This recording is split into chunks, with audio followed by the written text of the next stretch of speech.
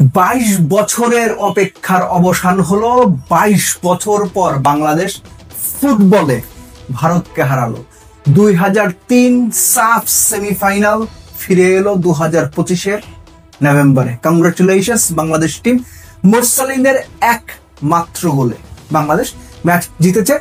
যথারীতি যাকে নিয়ে কথা বলবেন, যাকে নিয়ে আলোচনা করবেন, যিনি ডিফেন্সে, যিনি মিডফিল্ডে, যিনি at one point কিছুটা goalkeeper, of course Hamza Chowdhury, the best performer of the match.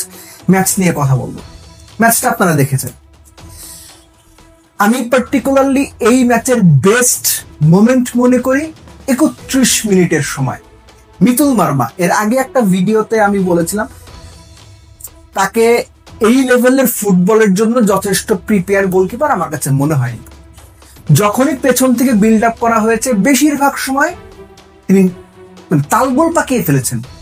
কোথায় বল দেবেন, কাকে বল দেবেন, এবং ভারতীয়রা খুব ভালো জানতো যখনই তার পায়ে বল একদম পেছন থেকে বিল্ড আপ করার সিচুয়েশন তৈরি হয়েছে তাকে প্রেস করেছে, তিনি গুবলেট পাকিয়েছেন। তেমনই একটা গুবলেট, সবচেয়ে বড় গুবলেটটা পাকিয়েছিল ম্যাচের 31 মিনিটে। রাইট উইং ব্যাক পজিশনে বল চলে গেল, সেখানে মিতুল মার্মা তিনি বল লুজ করলেন।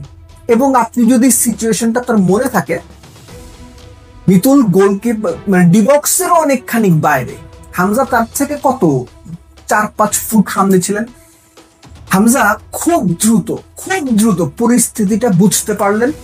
একটা পোটেনশিয়াল গোল থ্রেট বা এক্সপেক্টেড গোলের সিচুয়েশন তৈরি হয়ে গেছে। ফরওয়ার্ডের কাছে বল আসলো, আর্কের একটু পেছন থেকে, যেটাকে আমরা ছোট ডি বলি, তার একটু পেছন থেকে শট নিলেন। ততক্ষণে রাইট উইং ব্যাক পজিশন থেকে হামজা দৌড়ে ঠিক যেখান থেকে পেনাল্টিটা নেওয়া হয় ওই স্পটটার কাছাকাছি এসে উড়ে হেড করে বলটা ক্লিয়ার করলেন। আমার কাছে ওটা ছিল ম্যাচ ডিফাইনিং মোমেন্ট। ওই গোলটা হয়ে গেলে বাংলাদেশ কি করতো ইউ ক্যান টেল। কেন আমি কথাটা বললাম? বাংলাদেশ সেকেন্ড হাফে যে খেলাটা খেলেছে, বাংলাদেশ উইংয়ে কতগুলো বল সাপ্লাই দিয়েছে, মিডফিল্ডের দখল কতটুকু বাংলাদেশের কাছে ছিল, বাংলাদেশ কতগুলো ডিফেন্স চেরা পাস দিয়েছে, কতগুলো আক্রমণ করেছে যেগুলো থেকে গোল হতে পারত। আপনার মোরসালিনের ওই প্রথম গোলটার পরে বাংলাদেশ সত্যিকার অর্থে ক্লিয়ার কাট চান্স তৈরি করতে পেরেছে 90 মিনিটের পরে যোগ করা অতিরিক্ত সময়ের 4 মিনিটে গিয়ে। প্রথম গোল যে অ্যাসিস্ট করেছিলেন রাকিব, সেই তিনি ইমনকে দারুণ একটা থ্রু পাস দিয়েছিলেন। ইমন পেসের কারণেই হোক, ক্লান্তির কারণেই হোক, ফিনিশিং দিতে পারেনি। ইন বিটুইন যে খেলাটা হয়েছে, আপনি একটা চান্স মনে করতে পারবেন বাংলাদেশ একদম out and out clear chance আপনি বলতে পারবেন না। হাভিয়ার কাবরেরার যে থট প্রসেস ছিল, আমার একটা পর্যায়ে মনে হয়েছে, আমরা বলি না যে ফলস 9, একটা স্ট্রাইকিং পজিশন, যিনি 8 নাম্বার, 10 নাম্বার, 6 নাম্বার রোলের একজন ফলস 9-এ খেলেন। আমার ওইরকম ভাবে হামজাকে মনে হয়েছে ফলস 4, শ্যাডো ডিফেন্ডার। বেশিরভাগ সময় এই ম্যাচটাকে হামজাকে আমরা দেখেছি বল ক্লিয়ার করতে, সেন্ট্রাল ডিফেন্ডারের রোল প্লে করতে, এবং স্পেসিফিক্যালি তারিক কাজী উঠে যাওয়ার পর প্রায় পুরোটা ম্যাচ সিঙ্গেল পিভট বলেন, ডিফেন্সিভ মিডফিল্ডার বলেন, কোন রোলে না খেলে most of the time Hamza থ্রোইনগুলো, লং থ্রোইনগুলো ক্লিয়ার করেছেন, সেন্ট্রাল ডিফেন্ডারের রোল প্লে করেছেন, কর্নারগুলো ক্লিয়ার করার সবচেয়ে বড় পার্টটা তিনিই প্লে করেছেন। এর আগের ম্যাচটাতে আমরা দেখেছি যে সেকেন্ড হাফে হামজা উপরে উঠে গিয়েছিলেন এবং সেখানে উঠেই তিনি 2 গোল করেছেন। এই ম্যাচের সম্পূর্ণ উল্টো, স্ট্র্যাটেজির কারণে উল্টো। স্ট্র্যাটেজি আপনার ভালো না রাখতে পারে, কিন্তু রেজাল্ট এসেছে।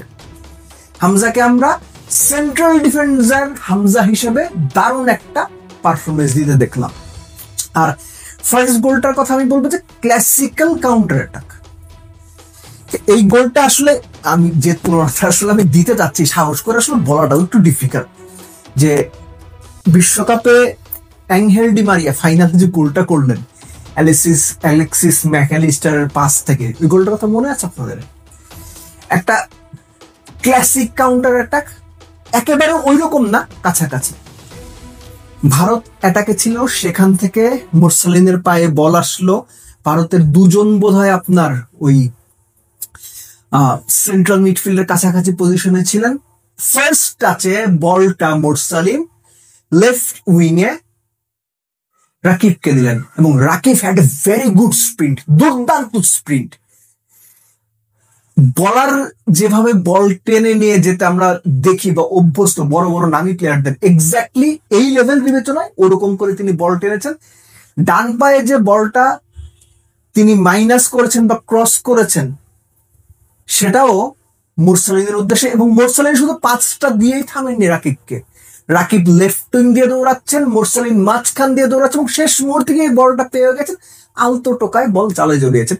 That was A classic counter এটা। কিন্তু ওটুকু যদি আপনি বাদ দেন, আপনি উইং বলেন, উইং ব্যাক পজিশন বলেন, সাদ কিংবা জায়ানকে আজকে আমরা উঠতেই দেখিনি। ইমন খেলেছেন তার মতো, কিন্তু বাংলাদেশের মূল ফোকাসটা ছিল ডিফেন্স ডিফেন্স ডিফেন্স। সুযোগ পেলে কাউন্টার অ্যাটাকে গোল করে বাংলাদেশ শেষ মুহূর্তে গিয়ে আরেকটা সুযোগ পেয়েছিল, বাট পারেনি। এনিওয়েজ বাংলাদেশ ম্যাচ জিতেছে অবশেষে এই হংকং চায়নার বিপক্ষে, অমুক দলের বিপক্ষে, তমুক দলের বিপক্ষে। ভাই লাস্ট মোমেন্টে গিয়ে আমরা প্রচুর ড্র করছি, প্রচুর হারছি, লাস্টলি নেপালের সাথে এটা হয়েছে। অ্যাটলিস্ট 3টা পয়েন্ট তো পাইছি এবং মোস্ট ইম্পর্টেন্টলি 22 বছর পর ভারতকে হারিয়েছি। এটা ভাই স্পেশাল, অবশ্যই অবশ্যই এটা স্পেশাল। এবং এই স্পেশাল দিনে বাংলাদেশ ফুটবল দলটাকে একটা স্পেশাল থ্যাঙ্কস।